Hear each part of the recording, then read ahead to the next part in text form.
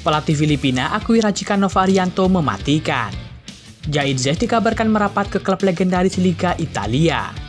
Pemain legenda timnas Jepang tantang skuad Garuda. Jurnalis Belanda bocorkan masa depan Tom Haye. Simak informasi selengkapnya sebagai berikut.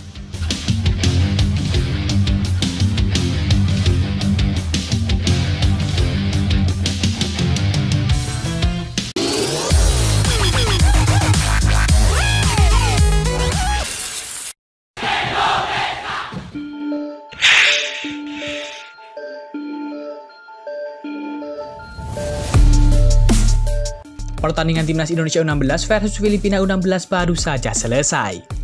Timnas Indonesia U16 menjajal kekuatan Filipina pada matchday kedua grup A ASEAN Cup U16 2024. Laga antara Filipina dan Indonesia berlangsung di Stadion Manahan Solo pada Senin 24 Juni 2024. Pertandingan tersebut berjalan dengan sangat menarik.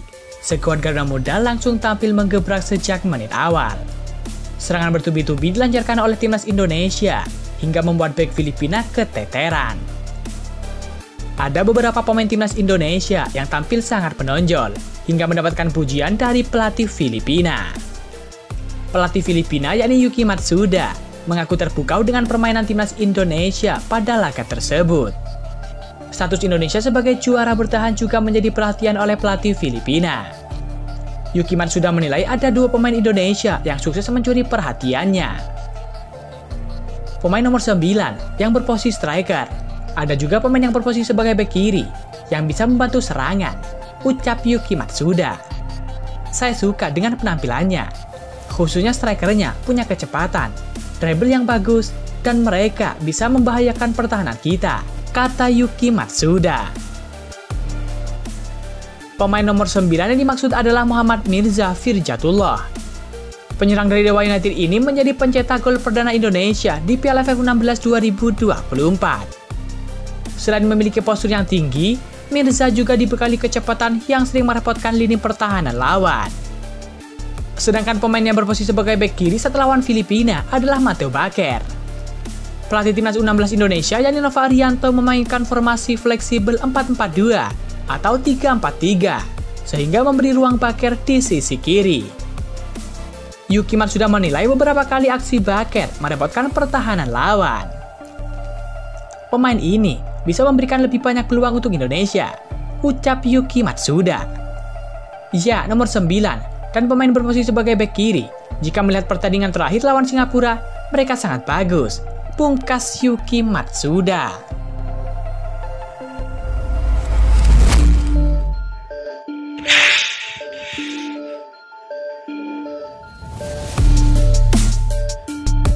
Bek Timnas Indonesia yakni Jaitzes dikabarkan sedang diminati oleh tim asal Italia yakni Torino FC.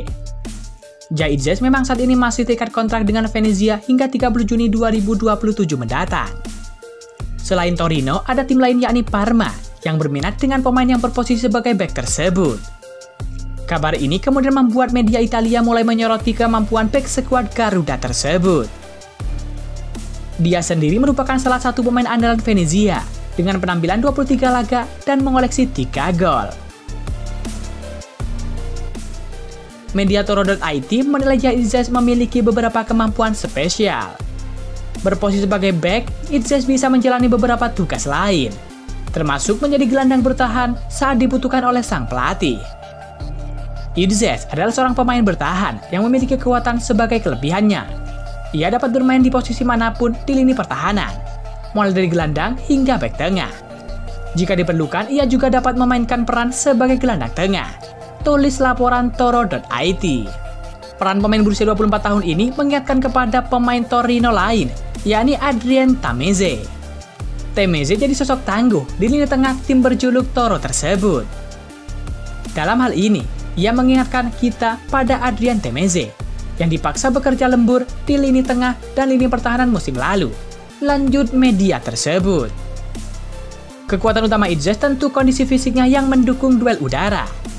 Berposisi sebagai bek, dia beberapa kali berkontribusi dengan gol yang dicetak oleh lewat sundulan. Selain itu, duel-duel udara juga jadi kekuatan utama saat berada di sektor pertahanan tim.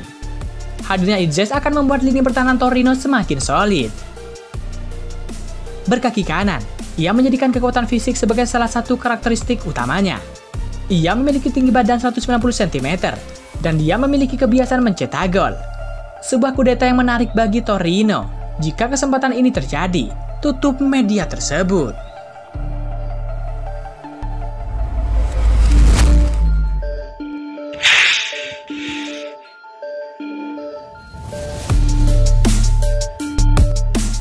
Legenda timnas Jepang yakni Kazuki Honda menyebut timnas Indonesia sebagai kesebelasan yang sangat berbahaya di Asia Tenggara. Ia menantikan duel Garuda melawan Samurai Biru di putaran ketiga kualifikasi Piala Dunia 2026 zona Asia. Timnas Indonesia berpotensi berjumpa Jepang di putaran ketiga. Tim Merah Putih masuk ke pot 6 undian, sementara skuad asuhan Haji Memoriyosu ada di pot 1 alias unggulan. Sementara itu, Honda sudah pernah merasakan seperti apa berbahayanya timnas Indonesia. Ex-AC Milan itu menghadapi anak asuh Sintayong di Piala AFF 2022 selaku manajer timnas Kamboja. Oleh karena itu, Honda berani menyebut Indonesia sebagai kesebelasan paling berbahaya di Asia Tenggara. Ia mengatakan komposisi pemainnya juga sangat komplit. Indonesia adalah tim yang sangat berbahaya di Asia Tenggara. Dari sisi kualitas, mereka punya pemain komplit, ujar Kazuki Honda. Indonesia ini merupakan tim terlengkap di kawasan Asia Tenggara, tukas pria berusia 38 tahun tersebut. Mengingat ada potensi timnas Indonesia bertemu dengan Jepang, Kazuki Honda menantikan duel tersebut terjadi di putaran ketiga kualifikasi Piala Dunia 2026 zona Asia. Menarik untuk menunggu pertandingan antara Indonesia melawan tim Jepang di kualifikasi Piala Dunia, tandas Kazuki Honda. Laga Indonesia melawan Jepang sejatinya pernah terjadi di Piala Asia 2023. Ketika itu, Wataru Endo dan kawan-kawan menang dengan skor 3-1.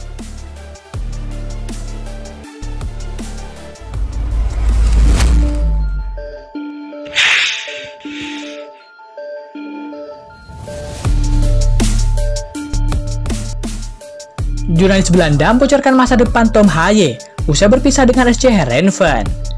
Pemain tengah timnas Indonesia Tom Haye berpisah dengan SC Heerenveen usai musim 2023-2024.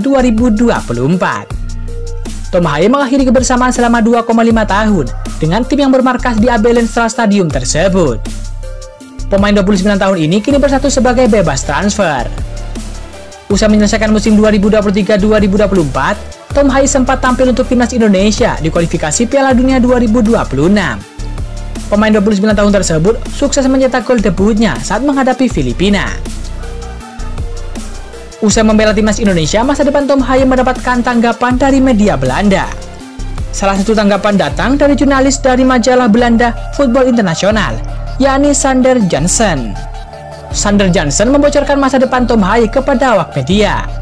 Menurut pengakuannya, Tom Haye masih belum bisa menerima keputusan klub dan tak melepasnya pada musim dingin 2023-2024. Sebelumnya, Tom Haye sempat diminati oleh klub Italia yang dimiliki Hartono bersaudara, yakni Como FC.